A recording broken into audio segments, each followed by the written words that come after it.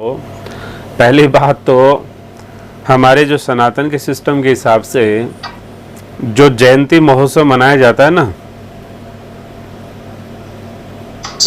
वो श्री ठाकुर जी और श्री ठाकुर जी के जन्म यानी महापुरुषों का ही मनाया जाता है। और प्राय हमारे श्री गौड़ीय परंपरा में जो महापुरुषों का भी स्मृति महोत्सव मनाते हैं, जयंती महोत्सव नहीं मनाते हैं। लेकिन चलो ठीक है, यदि मनाना भी हो तो जयंती महोत्सव महापुरुषों का मनाया जा सकता है और स्मृति महोत्सव भी मनाते हैं। श्री ठाकुर जी का स्मृति नहीं मनाते हैं और श्री महापुरुषों का जयंती नहीं मनाते हैं, ऐसा हमारे परंपरा में है। लेकिन फिर भी मान लीजिए बनाना ही हो तो जयंती और स्मृति दोनों महापुरुषों का ही मनाते हैं। और हम लोगों को क्या है कि हमारा तो जीवन क्या है कि वो तो वैसे ही मान लीजिए काल के ग्रास के रूप में चल रहा है, तो उसमें हम क्या किस चीज़ की मनाएंगे उत्सव? वो तो एक समस्या बनी पड़ी है ना भाई। हमारे जीवन में एक बड़ी भारी समस्या ये पड़ी है कि हमें कोई दुष्ट मारना चाह रहा है और हम उसके गिरफ्त में आए हुए हैं। मान लीजिए उसके मुंह में आ गए, गिरफ्त में आ गए, किसी शेर के मुंह में आ गए और फिर हम कहें चलो उत्सव मना लें। तो या तो ये हमारी सिद्ध अवस्था हो सकती है और या फिर ये बिल्कुल अशुद्ध अवस्था हो सकती है, ज्ञान हो सकता है कि पता ही नहीं कि क्या होने वाला है। तो इसलिए हम लोगों को सावधानी से रहना चाहिए। हाँ, फिर बोले शास्त्रीय परंपरा में इसका विधान क्या है? तो सिंपल सी बात है कि हमारे जीवन के कुछ पल, कुछ समय या कुछ घटनाएं यानी कि कम हो गई हमारे पास। मान लीजिए फॉर एग्जाम्पल हमारे पास 100 वर्ष का एक समय कालखंड था कि हमको उस पर रहना था धरा पे। अब 100 में से मान लीजिए कि 5 कम हुए, 50 कम हुए, 60 कम हुए, तो ये तो एक स्वाभाविक वृत्ति है कि मेरे पास जो पूंजी थी उसमें से मान लीजिए कुछ कम हो गया तो मैं प्रसन्नता का तो अनुभव नहीं करने वाला हूँ। वो तो मैं क्या करूँगा? फिर मैं सोचूंगा भाई हाँ, इसको कैसे पूरा करूँ, कैसे इसकी घटती पूर्ति करूँ, कैसे इसका घाटा पूरा करूँ। ये स्वाभाविक होता है कि नहीं होता है? उसका घाटा पूरा करना चाहिए कि घाटे में चलना चाहिए काम? जी जी। हाँ, अब क्या है, विधर्मी और अधर्मी लोगों ने क्या सिस्टम बना दिया कि अधर्मियों को तो फिर भी इतना नहीं है, विधर्मियों ने बनाया है सिस्टम। फिर बोले केक काट लो, फिर गुब्बारा फोड़ लो, हैं, बत्ती बुझा लो, दीपक की जगह कैंडल जला लो। तो ऐसा सिस्टम इन लोगों ने कर दिया। तो आप बताइए कि सनातन की किसी भी प्रणाली में दीपक को बुझाना और वो भी फूंक मार करके, क्या आपने कभी सुना बचपन से लेके आज तक? जी भैया।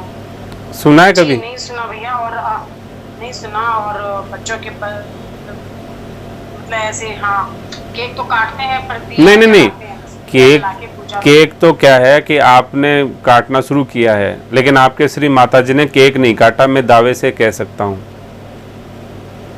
ना आपके श्री माता जी ने काटा, ना श्री पिताजी ने काटा उनके बचपन में। ऐसा नहीं कि अब आप, क्योंकि बच्चे जो है ना माँ बाप को भी सिखाने लगे आजकल, वो अलग बात है, लेकिन उन्होंने अपने बाल्यकाल में इस सिस्टम को नहीं देखा। जी। यदि आप पूछ लेना उनसे, मेरा ऐसा मानना है नहीं देखा होगा उन्होंने, और या उन्होंने देखा हो तो उनके फोर फादर्स ने नहीं देखा होगा। डेफिनेटली 3 पीढ़ी से पहले ये बीमारी नहीं थी हमारे यहाँ। ये बीमारी आई है सिर्फ और सिर्फ यथार्थ रूप से तो फरवरी 1834 से, जब से षड्यंत्र शिक्षा आई है तब से ये बीमारी लेके आई है। तो षड्यंत्र शिक्षा की मूल कृपा है ये, हैं कि कैंडल जलाओ, फिर फूंक मारो, फिर गुब्बारा फोड़ो, पहले गुब्बारा को फुलाओ फिर फोड़ दो, फिर उसके बाद में कहना मतलब है कि अपना केक लेके आओ, उसको चाकू से काटो। तो बताओ ये चीज़ें ऐसा थोड़ी है, कोई रिबन काटता है, कोई कुछ काटता है। हमारे सनातन संस्कृति में तो जोड़ने का सिस्टम है। सनातन संस्कृति में अंधेरे का नहीं, प्रकाश का सिस्टम है। सनातन संस्कृति में फोड़ने का नहीं, उसको संभालने का सिस्टम है। तो उसके बिल्कुल विपरीत सिस्टम बना दिया ना सारा, और बच्चों को हम लोग दिए जा रहे हैं बिना किसी विज्ञान के दिए जा रहे हैं। पहले से वो इतना बेचारा दुखी है कि उसका जीवन का शेष अब बहुत कम रह गया है। तो उस कम रह गया और उसको प्राप्ति करनी थी विशेष की, तो उसका तो बहुत बड़ा नुकसान हो गया है। अब उस नुकसान से तो दिमाग हटा दिया और इस तरह से और बड़ा नुकसान कर दो, ऐसा नहीं है। फिर क्या है, आप देखोगे कि वो केक को फिर मुंह में भर देते हैं, फिर पूरा लेप देते हैं, जैसे गारे को लेपते हैं वैसे। तो वो सिस्टम एक है। हम देखते हैं ना यहाँ नीचे हमारे जो हैंडलूम के पास में कई ऐसे लड़के लड़कियां आती हैं जो हो केक लेके आपस में ऐसे लीप देते, पहचान में नहीं आता उसका। माँ देख लेना उसको, वो ही नहीं पहचान सकती कौन है। लड़की को लड़का लीप ला, लड़की लड़के को लीप रही है, ऐसा कर देते हैं, उसको पता नहीं। बोले क्या है जी? बोले इनका आज तो इनका जन्मदिन है, बर्थडे इनका। जन्मदिन तो खैर वो बोलना नहीं चाहते, शर्म आती है, लेकिन वो कहते हैं कि इनका आज बर्थडे है। बोले ठीक है, तो हमें उस कुचक्कर का शिकार नहीं होना चाहिए। हमारी सनातनी रीति ये है कि जब भी हमको कोई घाटा हो जाता है, यहाँ पे हमारा समय का घाटा हो गया, जीवन के शेष पल बहुत अब कम रहे हैं या ज़्यादा रहे हैं, डेफिनेटली कम तो रहे हैं, 100 से 1 रहा हो या 50 रहा हो या 60 रहा हो, कम रहे हैं।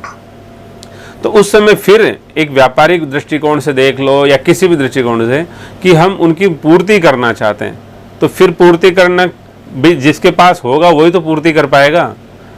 तो किसके पास होगा? तो बोले श्री गौ माता के पास हो सकती पूर्ति। तो श्री गौ माता के पास जाते हैं, उनकी सेवा करते हैं, जो उनको आवश्यकता है उसकी हम पूर्ति उनकी सेवा में करने की कोशिश करते हैं, उनकी शरण चले जाते हैं। तो गौ माता के आशीर्वाद से वो घाटा पूरा हो सकता है। दूसरा, फिर साधु महापुरुषों की शरण जाते हैं, क्योंकि साधु महापुरुष के भी कृपा से वो घाटे की पूर्ति हो सकती है। एक नहीं, अनंत दृष्टांत है। साधुओं के आशीर्वाद से जीवन अमृतत्व को प्राप्त कर लेता है, गौमाता की कृपा से भी जीवन अमृतत्व को प्राप्त कर सकता है। इसी तरह से फिर विप्र की शरण जाते हैं, तो ब्राह्मण के आशीर्वाद से भी हम अमृतत्व को प्राप्त कर सकते हैं। तो इस तरह से जो हमारी सनातन की जो सिस्टम है, फिर माता पिता की शरण जाते हैं, बड़े बुजुर्गों की शरण जाते हैं, उनके आशीर्वाद से भी अमृतत्व को प्राप्त कर सकते हैं।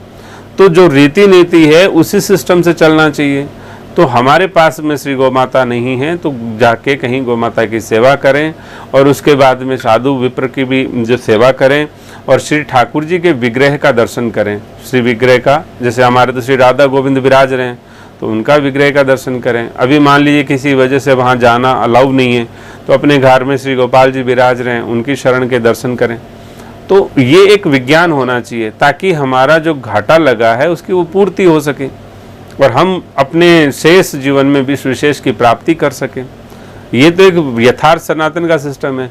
और बाकी तो कैसे भी कुछ, भाई अब क्या होता है, बर्थडे पे आप देखते हो ना, बड़ों को कोई पूछता नहीं है, साधु महापुरुषों को पूछता नहीं है, पैसा इतना बर्बाद करते हैं, और किसको बुलाएंगे? अपने साथ के छोरा छोरियों को बुलाएंगे और बड़ी अच्छी जगह से पार्टी देंगे, और फिर वहाँ पर पे बर्बादी करेंगे पैसों की। लोग बोतल खोलेंगे, कुछ क्या खोलेंगे, पता नहीं क्या क्या करते हैं। तो वो तो बिल्कुल ही अनर्थ है, वैसे ही मरे जा रहा था और मरने के सारे काम कर लिए। तो ये ठीक नहीं है। हमारा चिंतन दिवस इसको कहते हैं। इस दिन चिंतन करना चाहिए कि मैंने इस इतने कालखंड में क्या प्राप्त कर लिया, क्या प्राप्त करना था मुझे, क्या मेरा शेष रह गया। अब कोई बात नहीं है, मेरा विशेष चला गया है, विशेष की प्राप्ति नहीं हुई है, लेकिन अब जो शेष बचा है मेरे पास में समय, उस शेष में मेरे को मेरे विशेष की प्राप्ति कर लेनी चाहिए। तो ऐसा विज्ञान है ये सनातन का। इसलिए ये विकृति, और ये विकृति का मूल एक ही कारण है, षड्यंत्र शिक्षा। यदि किसी गुरुकुल पद्धति में गया होता, आज भी मैं वादे से कहता हूँ कि वैदिक सनातन के गुरुकुलों में जो बच्चे विद्यालय में जा रहे हैं, वहाँ वेद पाठी बच्चे हैं, वो ऐसा कुक्रम नहीं करते हैं, कोई बच्चा नहीं करता। लेकिन जो षड्यंत्र शिक्षा में जा रहे हैं, हाँ, और ये भी कह सकता हूँ जो संस्कृत वेदशाला उसमें पाठशाला में जा रहे हैं, वो भी इन जैसे नहीं करते हैं। और हिंदी में भी जो सरकारियों में जा रहे हैं वो भी प्राय ऐसा नहीं करते हैं। लेकिन जो घोर कॉन्वेंट में या इंग्लिश मीडियम या जो एनसीईआरटी या जो भी आप कहो, जितने मॉडर्निटी में जा रहा है वही ये कुक्रम सारे करते हैं। तो इसलिए हमें सावधान होना चाहिए। ये ऐसा नहीं कि कुक्रम क्यों है, क्योंकि उनका खुद का ही अहित है, दूसरे का क्या अहित है उसमें। भाई जितना पैसा वो बर्बाद करते हैं, उसका यथार्थ उस समय चिंतन के साथ में, एक विश्लेषण के साथ में, एक बौद्धिक के साथ में यदि उसका विनिवेश ठीक कर लिया जाए, तो हो सकता है जीवन में कुछ वापस से दिशा मिल जाए। और हमको वापस से पुनः संकल्पित होना चाहिए कि अब जो गलती हो गई इतने समय की, अब मैं गलती नहीं करूँगा या नहीं करूँगी एक साल आने वाले समय में। तो नेक्स्ट आने वाले चिंतन दिवस से पहले मैं अपने जीवन को हरि के प्रति पूर्ण रूप से समर्पित करूँगा, या मेरी समझ से मैं जीवन जीऊँगा, वही कार्य करूँगा जो शांति की ओर मुझे प्रशस्त करे। राधे राधे, राधे राधे। जी भैया, राधे राधे। समझ रहे हैं कि नहीं बात को? राधे राधे। राधे राधे। जी राधे राधे। ये आप कल वो बोले ना, आप चाय छोड़ के थोड़ा कुछ करो तो नाश्ता